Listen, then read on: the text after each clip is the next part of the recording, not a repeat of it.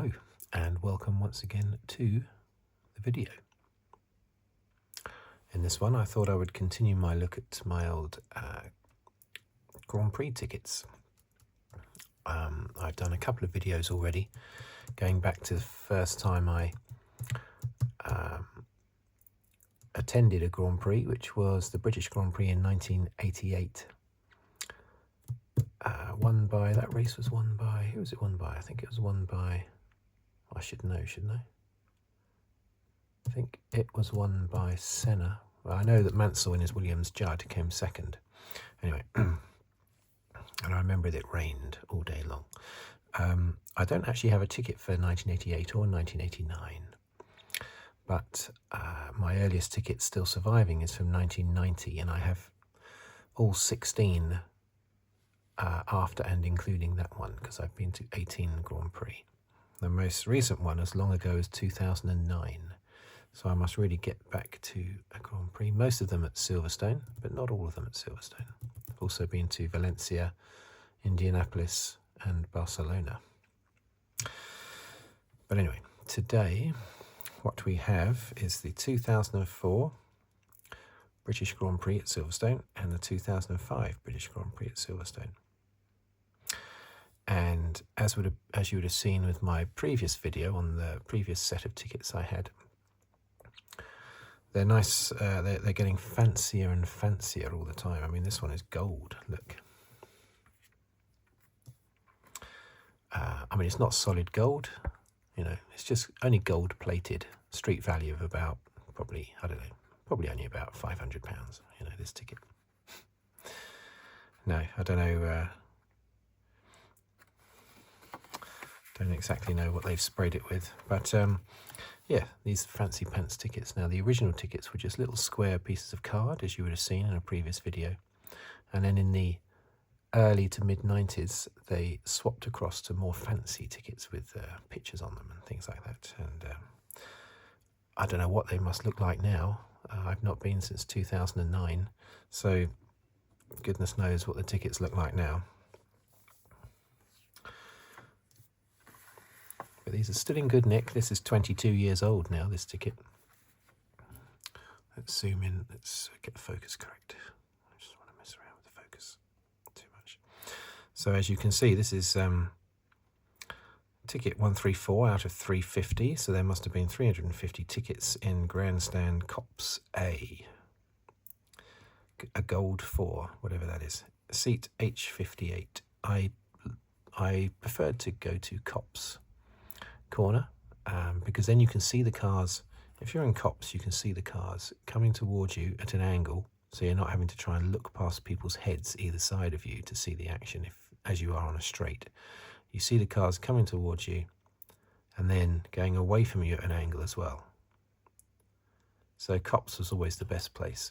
And back then the Cops corner was turn 1, basically. It was the first corner after the first finish straight. I haven't been back to Silverstone since they moved everything, basically, since they moved the start-finish straight.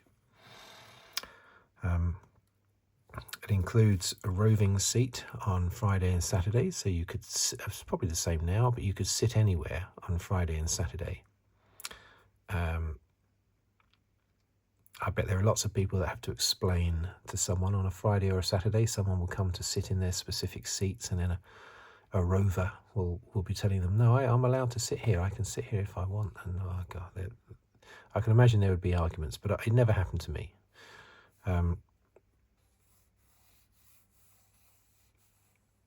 That's the sort of layout of the circuit. It's not totally accurate. They squished it a little bit to fit it on. But that's what the circuit was back then. I don't know if this is still the symbol of Silverstone. It was when I was there. Everything had this design on it for the last few years that I was going anyway. 11th of July 2004, but I would have gone on the Saturday as well. I've never been on the Friday. I tended to go Saturday and Sunday and then stay overnight locally in a local hotel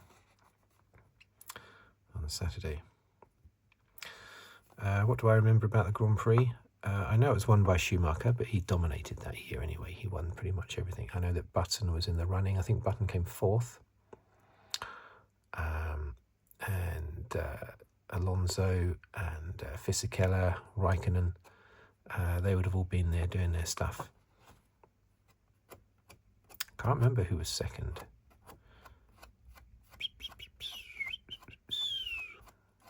This is after Hakkinen retired, so it wouldn't have been Hakkinen. Can't remember who was second. Maybe Barrichello.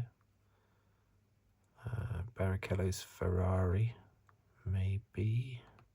What about Fisichella? Anyway, I know Schumacher won the race. I think Raikkonen was right up there as well. 3-day ticket, very nice. And then this one is 2005. The thing that I mostly remember about this one is that right in front of me at Woodcote, because this one, I couldn't get Copse, so I had to go Woodcote instead. Woodcote Grandstand, which was the last corner before the start-finish straight back then. Seat D17.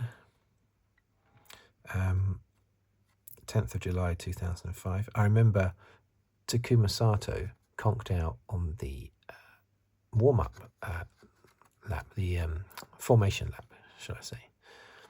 Yeah, he conked out on the formation lap, stalled the car. I can't remember if he retired, but he stalled the car right in front of us.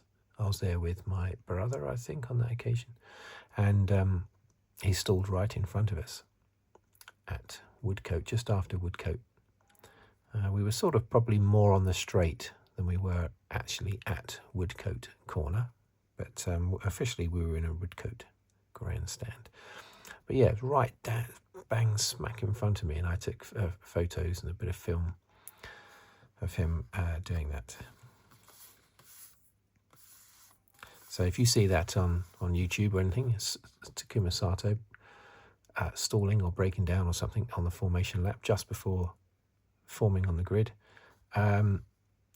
you can probably see me waving to one side of the track. No, you can't.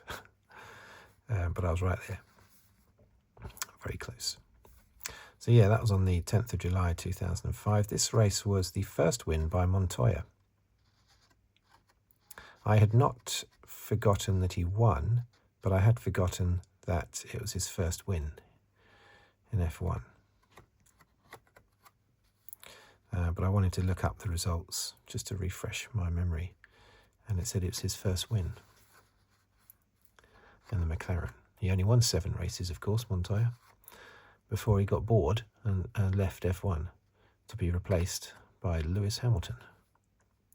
Or did Lewis Hamilton, the jury's out as to whether Lewis Hamilton replaced Juan Pablo Montoya or Kimi Raikkonen, because both of those drivers left McLaren at the end of 2006. I think he replaced Montoya, because Montoya was the one that I think that announced sooner that he was going, didn't he? Raikkonen was going to Ferrari, so you'd have thought he would have announced that earlier than Montoya simply retiring. Montoya was a bit of a fussy fellow, and he got tired of Formula One, basically. All the hubbub, in the same way that Raikkonen always used to go on about being tired of F1 and all the stuff you have to do, all the media stuff and everything, all the politics. But that didn't stop Raikkonen becoming what is currently the second longest F1 career. So yeah, Raikkonen talked the talk, but he didn't walk the walk, because he stayed in Formula One for a long time, despite being sort of very anti-F1. Coming out with lots of...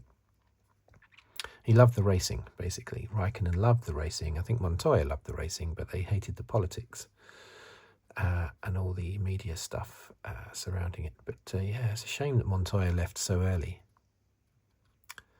Only 7 wins, only in it for a few years. But yeah, this was his first win. He was very fast, Montoya. Well, Montoya and Raikkonen were both really, really super fast drivers. Not aggressive necessarily, but just very, very fast.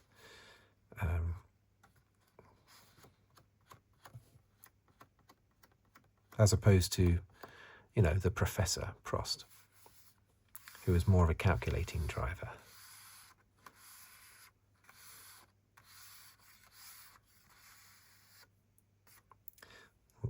on this one, 2005, they got a picture of a helmet on the thing there. So on this one, I would have again stayed in a hotel on the Saturday night. So I'd have been there on the 9th and 10th of July 2005, 21 years ago. So such a shame I don't have my tickets for 88 and 89. But I don't. Anyway, so there you go. Let's put them the correct way around again. British Grand Prix at Silverstone, 2004 and 2005.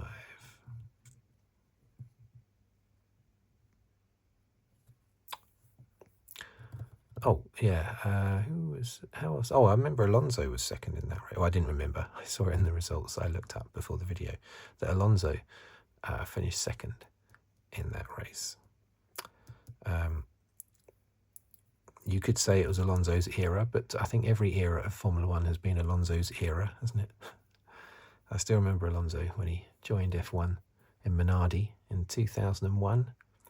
Then he took a year out just to be Renault's test driver or reserve driver in 2002 before coming back as Renault's driver in 2003, just after Benetton became Renault.